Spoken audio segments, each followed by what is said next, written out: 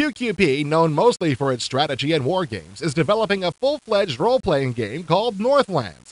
This isn't a traditional RPG, mainly because the designers decided to base their game on all of the elements they liked and disliked in the genre. The screenshots we're using in this preview are from a very early version of the game.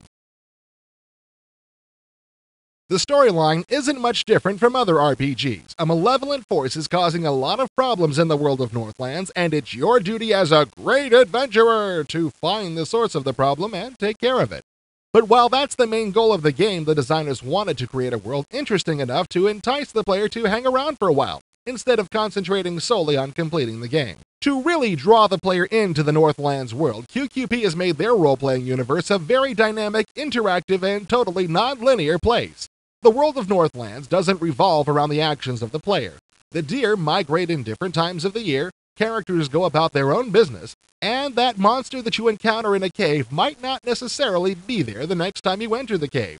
And most everything is interactive, so if you see dishes on a table, you can pick them up and take them with you, even if they have no bearing on the game at all. The world of Northlands is also as vast as it is dynamic. If shown all at once, the surface area of the world would take up 20,000 screens, and that's not counting what the designers are putting in underneath the world. One of the main features in Northlands is that the player develops a reputation among all the other characters in the world.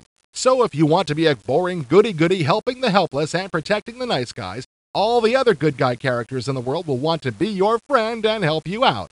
On the other hand, if you want to commit the occasional criminal act and slaughter a village or two, you know, the fun stuff, then the more shadowy folks roaming around will want to get to know you. And the really neat thing is that there are advantages to both ways, as the game is winnable through both routes. The player is free to do whatever he wants in the Northlands universe, but the world and the people in it will react accordingly. Gameplay is pretty typical for an RPG. The player creates his own character and wanders around the world, gathering more characters into the party, while completing smaller tasks on the way to completing the main goal. Northlands allows 8 characters at one time in the party, and along with those people, the player will also be able to hire around 10 additional mercenaries, who will have no part in gameplay except during combat.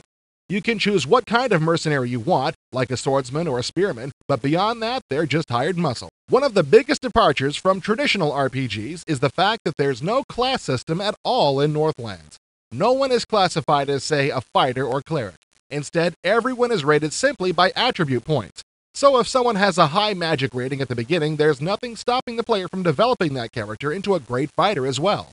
There are no limitations on what each character can do or learn. But don't worry, the developers are still planning on throwing in lots of spells and weapons. Along with a library of spells, there are going to be around 30 to 40 varieties of weapons.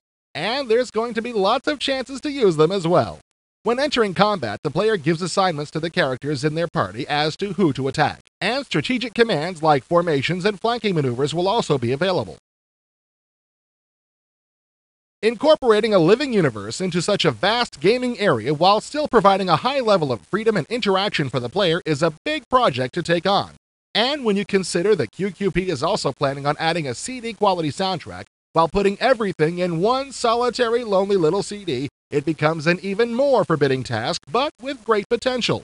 QQP still has a while to put it all together though, since the planned release date is in early '96.